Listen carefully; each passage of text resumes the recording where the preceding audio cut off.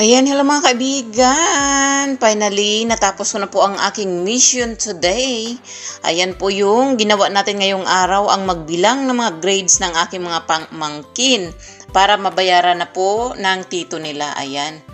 So, total po ng price lahat nito mga kaibigan is 23,273. Ayan. So, ibang bata dito, like Sophia, is 3,000 pesos. Second grading and fourth grading is perfect score. Ayan, 1,500. That is 90. 90 po above ang grades yung lahat ng subject. Kaya 3,000 pesos. Ayan. Then, ang kanyang kapatid, 2,050 si Mateo. Ayan, mix price po yan.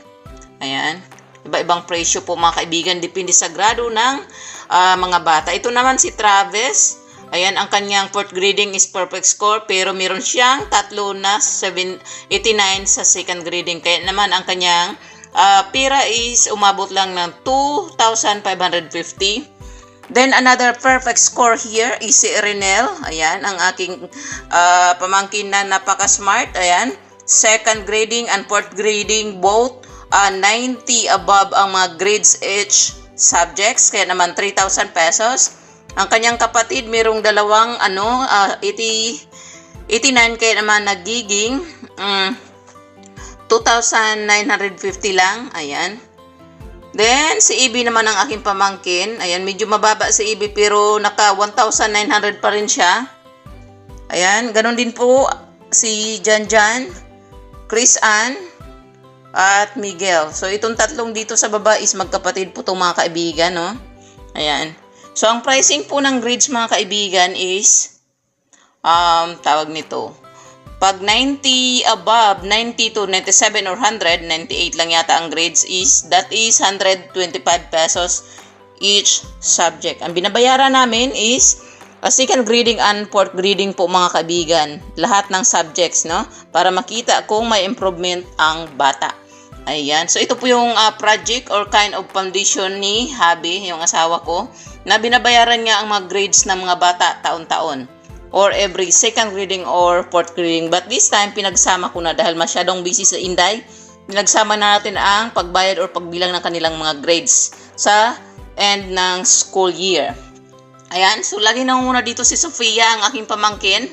Ayan. Second grading niya, perfect score, 90 above ang kanyang mga grado, lahat ng subjects, pati fourth grading. Kaya naman, automatic yan, 3,000 pesos. Ayan. Then, ang kanyang pa mga kapatid, lang, 2,050. Kasi pag 80 to 89 mga kaibigan, that is 100 pesos. And 70, which is, bagsak na po yan, pero binabayaran pa rin po ni Habi. 70 to 79 is 75 pesos. Ayan, each subject.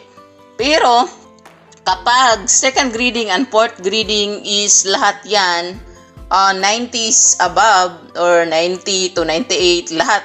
Walang line of 8, automatic po yan. 3,000 pesos. Ayan. So, this year, nabawasan na kami ng ilang estudyante na ba ang nabawas? 4, kasi yung isa, college na. So, this program is hanggang high school lang po ito mga kaibigan, no? Grade 1 to high school. Ayan. Yung program or ni Habi, yung kanyang foundation na paying grade sa mga bata, no? Ayan. So, malaking tulong din po at nagpursige po ang mga bata na mag-aral mga kaibigan. Kasi, kung mas malaki ang grades nila, mas malaki po ang bayad or pira na kikitain nila. Ayan. Kaya iba-iba po ang presyo dahil iba-iba po ang grades ng mga bata. Pero same po ang price. Ayan.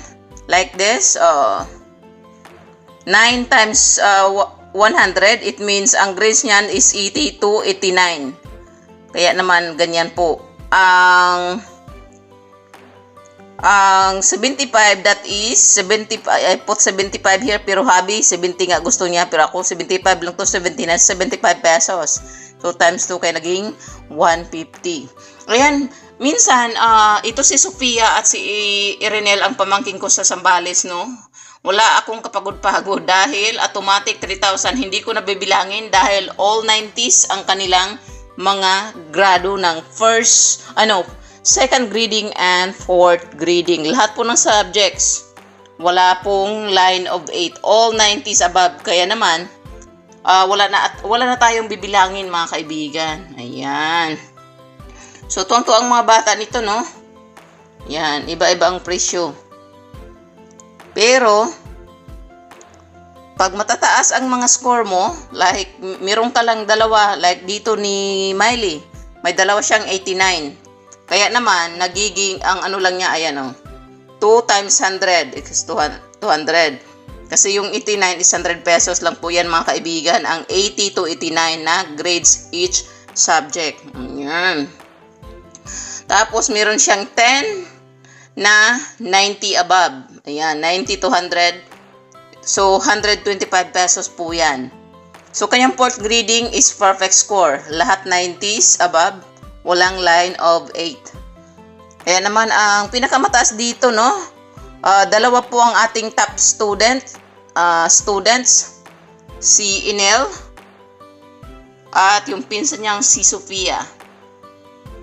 Then, pangalawa dito is kapatid ni Inel, si Miley, 2,950.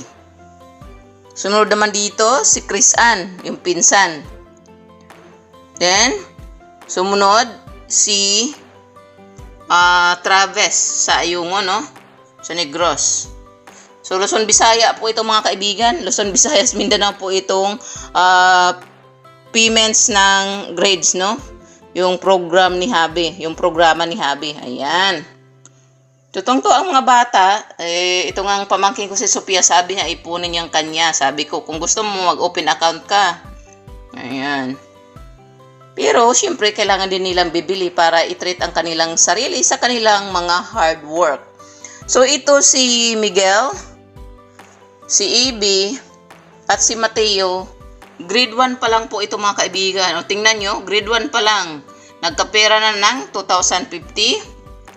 Si Ibi, 1,900. Si Miguel, 2,125. O, diba? Kaya, yung kanilang hard work sa pag-aral is talagang sulit mga kaibigan, no? Ayan. Kaya naman hanggang dito na lang guys, no? At ako'y mag-rest muna at finally natapos ko na rin ang pangbilang ng mga grades, no? Ayan. At naihulog ko na rin ang panito, yung pambayad sa mga grades ng mga bata. Ayan. So, kahit lagas ang credit card namin ni Habi, ayos lang yan. Kahit papano, makapagpasaya tayo ng ating mga pamangkin, no? At magsumikap sila, mga kaibigan, sa kanilang pag-aaral. Ayan. So, hanggang dito na lang mga kaibigan. Thank you for watching. Bye! God bless and stay safe, everyone. Hope you guys enjoyed watching this video. If you did, give a thumbs up. Like, comment, and please do subscribe to my channel if you haven't subscribed yet. Bye!